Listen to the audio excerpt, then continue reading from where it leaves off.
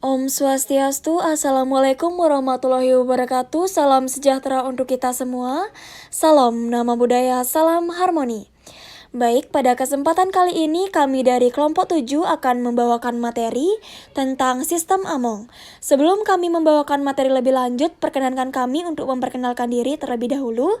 Jadi, anggota kelompok 7 terdiri dari saya sendiri, Ninyoman Ayu Tresnayani dengan NIM 21130111095, dan ada rekan saya Kade Ari Widiati dengan NIM 21130111096, dan ada rekan saya yang terakhir Putu Aditya Suarmantara dengan NIM 21130111097. Pengertian dan sejarah sistem Among. Sistem Among merupakan salah satu metode pendidikan yang dicetuskan oleh Bapak Pendidikan Nasional Ki Hadjar Dewantara. Lahirnya sistem Among sangat berkaitan dengan keadaan pendidikan yang dipengaruhi oleh sistem Barat. Dalam sistem Barat, dasar-dasarnya adalah reasoning, thoughts, dan order, atau pemerintah, hukuman, dan ketertiban. Ki Hadjar Dewantara menilai pendidikan seperti itu dapat menyebabkan rusaknya budi pekerti anak, sebab anak mengalami pemerkosaan terhadap kehidupan batinnya. Sistem tersebut juga menyebabkan anak selalu hidup berada di bawah paksaan dan hukuman, yang tidak setimpal dengan kesalahannya. Ki Hadjar Dewantara tidak setuju dengan sistem pendidikan yang membangun watak anak dengan sengaja, dengan cara perintah, paksaan terhadap batin anak, paksaan untuk tertib, dan paksaan untuk sopan. Ki Hadjar Dewantara menilai bahwa jika meniru cara yang demikian, maka tidak akan dapat membentuk seseorang yang memiliki kepribadian. Atas dasar inilah sistem pendidikan yang dikedepankan oleh Ki Hadjar Dewantara, yakni cara avoiding atau pedagogik atau momong, among, dan ngemong. Cara yang dipakainya adalah order advert, tertib dan damai, tata tentram namun tidak melakukan pembiaran. Menurut Ki Hadjar Dewantara, pendidikan harus menjunjung tinggi sukacita dan membuka kekuatan pikiran dan watak anak. Itu sebabnya ia mengedepankan pendidikan dengan sistem Among. Kata momong dalam bahasa Jawa berarti merawat dengan penuh ketulusan dan penuh kasih sayang serta mentransformasikan kebiasaan-kebiasaan atau membiasakan melakukan hal-hal yang baik disertai dengan doa dan harapan. Hasil didikan dan kasih sayangnya membuat anak menjadi anak yang baik dan senantiasa berada pada jalan kebenaran. Among dalam bahasa Jawa berarti memberikan contoh tentang baik buruknya tanpa harus mengambil hak anak agar bisa tumbuh dan berkembang dalam suasana batin yang merdeka sesuai dengan dasarnya. Ngemong dalam bahasa Jawa berarti proses untuk mengamati, merawat, dan menjaga agar anak mampu mengembangkan dirinya, bertanggung jawab dan disiplin berdasarkan nilai-nilai yang telah diperoleh sesuai dengan kodratnya. Uraian di atas memberikan makna, sistem Among atau ngemong adalah memberikan kebebasan kepada anak untuk dapat melakukan pergerakan menurut kemampuannya sendiri, tetapi tetap berada dalam pengawasan seorang guru yang berperan sebagai pamong. Sistem Among Ki Hadjar Dewantara adalah memberikan kebebasan kepada siswa untuk belajar mengenai sesuatu yang baik berdasarkan pengalamannya sendiri, namun berada dalam pengawasan seorang guru. Bagi Ki Hadjar Dewantara sebagai pendidik, pertama-tama fungsinya adalah sebagai model atau figur keteladanan, baru kemudian sebagai fasilitator atau pengajar. Oleh karena itu, Ki Hadjar Dewantara memaknai seorang guru yang mengajar kebaikan, keluhuran, keutamaan. Ki Hadjar Dewantara mengibaratkan sistem Among dengan gambaran bahwa guru harus berpikir, berperasaan, dan bersikap. Bagi Ki Hadjar Dewantara, guru memiliki peranan penting dalam mendidik anak sehingga memiliki kualitas terbaik yang diharapkan. Akan dilanjutkan oleh teman saya. Selanjutnya, saya akan melanjutkan presentasi mengenai konsep sistem Among. Makna pendidikan menurut sistem Among, di mana pendidikan tidak dimaknai dengan suatu paksaan. Lebih tegas dikatakan, pemaknaan pendidikan yang demikian atau tidak berdasarkan paksaan mendasari pendidikan itu dilakukan. Selanjutnya, dasar pendidikan menurut sistem Among. Nah, dalam buku karya Ki Hadjar Dewantara bagian pertama dijelaskan tentang dasar pendidikan sebagai berikut. Pendidikan tidak memakai dasar atau regeling touch on the order, tetapi order on the feed, tertib dan damai, tata tentram. Pendidikan wajib menjaga atas kelangsungan kehidupan batin sang anak, dan haruslah anak dijauhkan dari tiap paksaan. Namun demikian, pendidikan juga tidak akan menguja atau membiarkan anak pendidik mempunyai kewajiban mengamati. Agar anak dapat bertumbuh menurut kodrat, touch, atau hukuman, dimaksudkan untuk mencegah kejahatan. Sebelum terjadi kesalahannya, aturan hukumannya sudah harus tersedia. Misalnya, barang siapa datang terlambat tentu akan dapat hukuman berdiri di muka kelas. Hukuman semacam itu, pertama adalah tiada setimpal dengan kesalahannya. Yang kedua, tiap-tiap aturan yang mendahului kenyataannya, itulah bertentangan dengan sifatnya roh manusia yang tiada dapat dimaksudkan dalam peraturan. Tanda buktinya adalah untuk mengatur ketertiban, pergaulan hidup, sudah ada macam-macam dan ribuan peraturan. Tetapi setiap hari orang pun masih selalu membuat aturan baru. Itulah tandanya setiap peraturan tiada akan bisa sempurna atau orde. Ketertiban yang dimaksudkan dalam pendidikan barat jelaslah hanya paksaan dan hukuman. Dari sebab itu, dasar pendidikan menjadi order and the spirit, tertib dan damai. Inilah yang akan dapat menentukan syarat-syarat sendiri yang tiada akan bisa bersifat paksaan. Dan oleh karenanya, maka hukumannya tiada setimpal dengan kesalahannya pun tidak akan terdapat kesemuanya. Merupakan syarat-syarat jika pendidikan hendak mendatangkan manusia yang merdeka dalam arti kata yang sebenar-benarnya, yaitu lahirnya tiada terperintah, batinnya bisa memerintah sendiri dan dapat berdiri sendiri karena kekuatan sendiri. Oleh karena itu, dalam pendidikan harus senantiasa diingat bahwa kemerdekaan bersifat tiga macam: berdiri sendiri, tidak tergantung kepada orang lain, dan dapat mengatur dirinya sendiri. Dari Ki Hajar Dewantara. Selanjutnya, apa sih makna pendidikan pada sistem Among? Nah, pendidikan yaitu tuntutan di dalam hidup tumbuhnya anak-anak. Adapun maksudnya, pendidikan adalah menuntut segala kekuatan kodrat yang ada pada anak-anak itu, agar mereka sebagai manusia dan sebagai anggota masyarakat dapatlah mencapai keselamatan dan kebahagiaan setinggi-tingginya. Oleh karena itu, haruslah diingat bahwa pendidikan hanya suatu tuntutan di dalam hidup tumbuhnya anak. Ini berarti bahwa hidup tumbuhnya anak-anak itu terletak di luar kecakapan dan kehendak kaum pendidik. Anak-anak itu sebagai makhluk, sebagai manusia, sebagai benda hidup jelaslah hidup dan tumbuh menurut kodratnya sendiri. Selanjutnya, peralatan pendidikan menurut sistem Among. Menurut Ki Hajar Dewantara menjelaskan yang dimaksud dengan perkataan atau peralatan itu sebenarnya alat-alat yang pokok atau cara-caranya mendidik, di mana hal tersebut adalah: yang pertama, kita bisa memberi contoh dengan pembiasaan, selanjutnya pengajaran, perintah, laku, pengalaman lahir dan batin. Alat-alat itu tidak perlu dipilih atau dilakukan semuanya. Bahkan ada yang tidak mufakat dengan salah satu dari yang termaksud berikut. Seringkali seseorang pendidik mementingkan sesuatu. Perkenalkan, saya Iputu Aditya Sarmantara. Dan pada kesempatan kali ini saya akan menjelaskan mengenai karakteristik sistem Among. Yang pertama yaitu metode sistem Among, di mana sistem Among sendiri sebenarnya berdasarkan cara berlakunya atau metode pembelajarannya tidak terlepas dari semboyan Tuturi Handayani yang merupakan semboyan pendidikan nasional cetusan dari Ki Hajar Dewantara itu sendiri. Dalam sistem tersebut, pelaksanaan pendidikan lebih didasarkan pada pengembangan minat dan potensi peserta didik, bukan minat dan potensi atau kemampuan yang dimiliki oleh tenaga pendidik. Apabila pengembangan potensi anak berada pada jalan yang salah atau tidak benar, maka sudah seharusnya tenaga pendidik berhak untuk memberikan dorongan, memberikan arahan sehingga pengembangan potensi anak tersebut berada di jalan yang benar, atau bisa dibilang pendidik meluruskan jalan dari pengembangan potensi anak tersebut. Nah, hal ini juga telah digambarkan oleh Ki Hajar Dewantara itu sendiri dalam 3 semboyan itu. Yaitu yang pertama ada Ingarsa Sung Tulada, yang berarti ketika pendidik berada di depan, seorang guru harus memberikan teladan dan contoh dengan tindakan yang baik kepada peserta didiknya. Selain itu, peserta didik juga harus membangun suatu etos kerja yang positif, yaitu menjunjung tinggi pekerjaannya, menjaga harga diri dan melaksanakan pekerjaannya, dan keinginan untuk melayani masyarakat dengan sepenuh hati. Lalu yang kedua ada semboyan Uri Handayani, yaitu dari belakang seorang pendidik harus dapat memberikan dorongan dan arahan seperti motivasi, meluruskan jalan peserta didik tersebut dalam pengembangan potensinya dan lain-lain.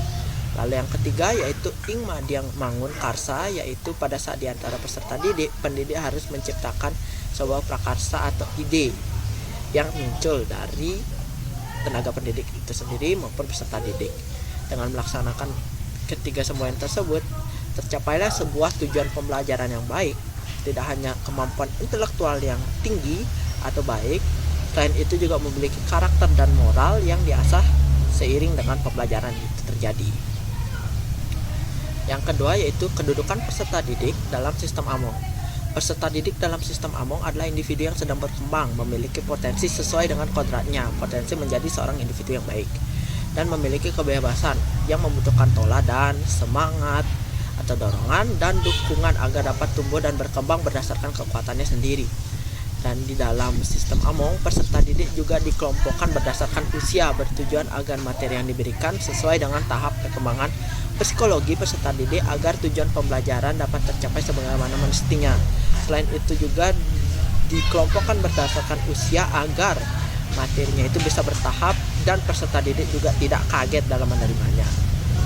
Lalu yang ketiga, ada cara mendidik pada sistem AMONG, di mana menurut sistem AMONG, cara mendidik terhadap anak didik itu tidak boleh menggunakan hukuman yang menyiksa anak didik, dan hukuman itu harus disesuaikan dengan kesalahannya. Hukuman itu semata-mata sebagai penebus kesalahan yang harus dialami karena perbuatannya. Di sini kita bisa samakan dengan hukum karma, di mana apa yang kau tabur itu yang kau tuai. Jadi seperti contohnya itu untuk anak yang mengotori lantai, seharusnya dia sudah disuruh membersihkan lantai yang dikotori itu, bukan hukuman lain yang bahkan beda konteks atau melenceng dari apa yang dia telah berbuat. Selanjutnya, di sini saya akan menjelaskan mengenai tujuan sistem AMONG. Tujuan dari sistem AMONG sendiri adalah untuk membangun peserta didik yang menjadi manusia beriman dan bertakwa, berbudi pekerti luhur, cerdas dan berketerampilan, serta sehat jasmani dan rohani, agar menjadi anggota masyarakat yang mandiri dan bertanggung jawab atas kesejahteraan tanah air serta manusia pada umumnya. Dalam pelaksanaan sistem AMONG, setelah peserta didik menguasai ilmu yang telah diajari, mereka didorong untuk mampu memanfaatkannya dalam masyarakat. Seperti contohnya itu mengabdi dalam masyarakat, dan hal ini didorong oleh cipta, rasa, dan karsa dari mereka sendiri. Selain itu, tujuan dari sistem AMONG yaitu mewujudkan manusia yang merdeka. Seperti yang dikatakan oleh Suparto Harahajo, di mana manusia merdeka adalah seseorang yang mampu berkembang secara utuh dan selaras dari segala aspek kemanusiaannya, dan yang mampu menghargai serta menghormati kemanusiaan dari setiap orang. Selain itu, merdeka di sini juga diartikan sebagai seseorang yang merdeka baik secara fisik, mental, dan rohani. Implementasi sistem AMONG dalam pendidikan di Indonesia. Yang pertama, implementasi sistem AMONG pada taman siswa. Nah, taman siswa tersebut adalah sebuah bangunan yang berisikan tak lain lembaga pendidikan dan kebudayaan yang memperjuangkan kemampuan masyarakat untuk melepaskan diri dari kebodohan. Nah, taman siswa tersebut resmi berdiri pada tanggal 3 Juli 1922, di mana poin penting dari pendirinya taman siswa bukan soal sekolah layak atau tidak, melainkan ada sistem AMONG yang menjadikan sekolah mampu memberikan tuntutan bagi hidup anak-anak agar dapat berkembang dengan sehat, selamat, dan subur. Ki Hajar Dewantara sebagai pendiri atau pelopor dari adanya sistem AMONG dan taman siswa. Dalam hal ini, pria dengan nama asli Suwardi Suryaningrat menekankan guru dapat menjadi pamong bagi siswa sesuai dengan fase pertumbuhan dan perkembangan siswa. Ada 3 hal yang mendasari sistem AMONG. Yang pertama, siswa berusia 1-7 tahun masuk kategori masa kanak-kanak. Nah, masa pertumbuhan jiwa dan pikiran masuk ke 7-14 tahun. Dan masa terbentuknya budi pekerti dan kesadaran sosial yakni pada 14-21 tahun. Kurikulum khusus tersebut berwujud sistem kehidupan di asrama, pendidikan Nusantara, dan pendidikan bela negara. Nah, melalui kurikulum tersebut diharapkan lebih mempertebal semangat kebangsaan, wawasan kejuangan, dan wawasan kebudayaan. Dalam pidato dari Ki Hajar Dewantara disebutkan bahwa pemakaian metode Among dibuat untuk menghindari segala bentuk paksaan dari pendidik ke murid-murid.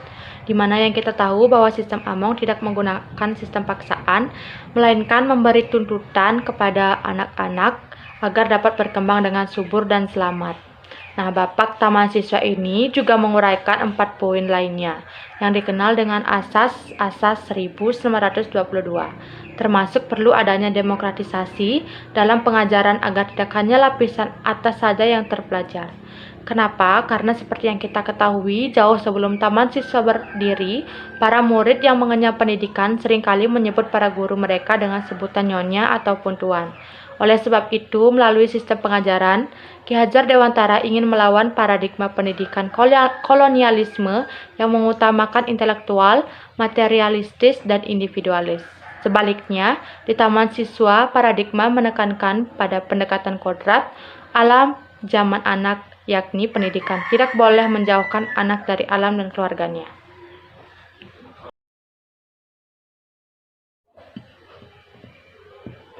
Implementasi sistem Among pada pendidikan kepramukaan. Nah, kini sistem Among tetap banyak dianut dan diterapkan dalam dunia pendidikan. Tidak terkecuali pendidikan kepramukaan di Indonesia yang diikuti menerapkan sistem Among. Dalam melaksanakan pendidikan kepramukaan di Indonesia, Gerakan Pramuka yang menggunakan sistem Among dengan fungsi sebagai penyelenggara pendidikan non-formal di luar sekolah dan di luar keluarga kepramukaan. Berlandaskan sistem Among di samping menerapkan prinsip dasar kepramukaan dan metode kepramukaan. Penerapan sistem Among dalam pendidikan kepramukaan yang dilakukan oleh Gerakan Kepramukaan ditegaskan dalam Undang-Undang Nomor 12 Tahun 2010 tentang Gerakan Pramuka, Bab 3 Pasal 10 Ayat 1, 2, dan 3 termuat dalam Anggaran Dasar Gerakan Pramuka pada bagian pendahuluan Pasal 5, Pasal 9, dan Pasal 11. Sistem Among mewajibkan pembina pramuka melaksanakan prinsip-prinsip kepemimpinan sebagai berikut. Ada Ingarsu Sung Tulodo, dimaksudkan bahwa pemimpin harus berada di depan menjadi teladan. Yang kedua ada Ing Madya Mangun Kurso, dimaksudkan di tengah-tengah mereka pembina pembangun kemauan. Yang ketiga ada Tutwuri Handayani, dimaksudkan dari belakang pembina memberi daya kekuatan atau dorongan dan pengaruh yang baik ke arah kemandirian. Nah, sesuai pada sistem Among, dalam melaksanakan tugasnya, pembina pramuka wajib bersikap dan berperilaku. Yang pertama, pembina harus bersikap cinta kasih dan kejujuran, keadilan kepantasan, keprasahajaan, kesanggupan berkorban, dan kesetiakawanan sosial, serta disiplin dan inisiatif, bertanggung jawab terhadap diri sendiri, sesama manusia, negara, dan bangsa. Nah, sistem Among dalam Gerakan Pramuka memberi kesempatan kepada peserta didik untuk mengembangkan pribadinya, bakatnya, kemampuannya, cita-citanya. Pembina pramuka sebagai pamong hanyalah menjaga, membenarkan atau meluruskan dan mendorong, serta memberi motivasi, tempat berkonsultasi dan bertanya. Peserta didik harus diperlakukan dan dihargai sebagai subjek pendidikan, bukan hanya sebagai objek pendidik belaka yang hanya bergiat kalau disuruh pembinanya, tetapi mereka diberi kebebasan untuk. Relevansi sistem Among pada masa kini dalam pendidikan Indonesia. Pelaksanaan sistem Among pada konteks sekarang, Taman Siswa lahir pada tanggal 3 Juli 1922 dengan terminologi asing Nationale Onderwijs Taman Siswa atau dikenal sebagai Perguruan Nasional Taman Siswa. Berdirinya Taman Siswa sebenarnya merupakan kelahiran kembali sistem paguron yang telah digunakan di kalangan masyarakat Indonesia. Salah satu ciri penerapan sistem Among dengan sistem paguron. Konsep Ki Hajar Dewantara mengenai sistem paguron banyak keuntungan didapat melalui sistem tersebut. Terdapat sekolah yang masih melaksanakan sistem paguron tersebut dengan lengkap. Namun pada umumnya dalam beberapa hal sudah tidak mungkin melaksanakan dengan sistem lengkap. Sekolah yang masih melaksanakan sistem paguron dengan lengkap adalah Perguruan Taruna Nusantara di Magelang yang merupakan prototipe perguruan taman siswa dalam skala nasional yang dikelola secara modern dengan perlengkapan alat pendidikan yang canggih. Perguruan Taruna Nusantara tersebut pada hakikatnya menggunakan prinsip-prinsip dasar dari perguruan taman siswa yang dilaksanakan bekerja sama dengan ABRI. Sekolah menengah tersebut menggunakan sistem asrama sebagai pendidikannya, sehingga semua siswa tinggal bersama-sama satu kompleks dengan para pamong dan pengurus sekolah lainnya. Sumarno 1992 mengatakan SMA tersebut menggunakan three-pusat system, yaitu memadukan 3 lingkungan pendidikan, masing-masingnya adalah pendidikan sekolah, pendidikan keluarga atau asrama, dan pendidikan masyarakat atau sekitar kompleks. Sekolah tersebut juga menggunakan sistem Among atau sistem Tut Uri Handayani sebagai asas pengajar, pengasuh, dan pelatihannya. Kurikulum yang digunakan sesuai dengan kurikulum yang ditentukan oleh Depdiknat, ditambah dengan kurikulum khusus yang ditentukan oleh Lembaga Perguruan Taruna Nusantara. Kurikulum khusus tersebut berwujud sistem kehidupan di asrama, pendidikan kenusantaraan, dan pendidikan bela negara. Melalui kurikulum khusus tersebut diharapkan lebih mempertebal semangat kebangsaan, wawasan kejuangan, dan wawasan kebudayaan. Sistem pendidikan yang digunakan Taruna Nusantara adalah sistem Among. Maka para siswa Taruna Nusantara wajib tinggal di asrama, satu kompleks dengan para pamong perguruan, sehingga para tenaga kependidikan disebut dengan pamong. Berdasarkan fakta perguruan Taruna Nusantara tersebut, maka pada dasarnya SMA Taruna Nusantara menerapkan sistem Among dengan lengkap. Dan ternyata ajaran-ajaran Ki Hajar Dewantara dapat menjangkau ke depan. Karena sistem perguruan yang dikemukakan oleh dapat dipadukan dengan penerapan teknologi canggih. Namun, selain dari Sekolah Taruna Nusantara dan beberapa sekolah sejenisnya, beberapa hal yang seharusnya dilaksanakan pada sistem Among seperti sistem paguron sudah tidak dapat dilaksanakan karena beberapa keterbatasan. Hal tersebut tidak menyalahi ajaran Ki Hajar Dewantara, karena beliau pernah mengatakan bahwa pelaksanaan pendidikan disesuaikan dengan zaman, namun demikian harus mengingat pedoman yang sesuai digariskan, yaitu sifat, bentuk, isi, dan irama. Sifat harus tetap, yang boleh diubah adalah bentuk, isi, dan iramanya, sesuai dengan kemajuan alam dan zamannya. Dengan mengikuti pedoman tersebut, sistem Among mengandung dinamika yang tinggi, prospektif, menjangkau masa depan tanpa harus meninggalkan ciri khas taman siswa. Baik, itu tadi presentasi dari kelompok kami. Jika ada salah kata, kami mohon maaf yang sebesar-besarnya. Akhir kata kami tutup dengan Parama Santi. Om Santi, Santi, Santi, Santi Om. Wassalamualaikum warahmatullahi wabarakatuh.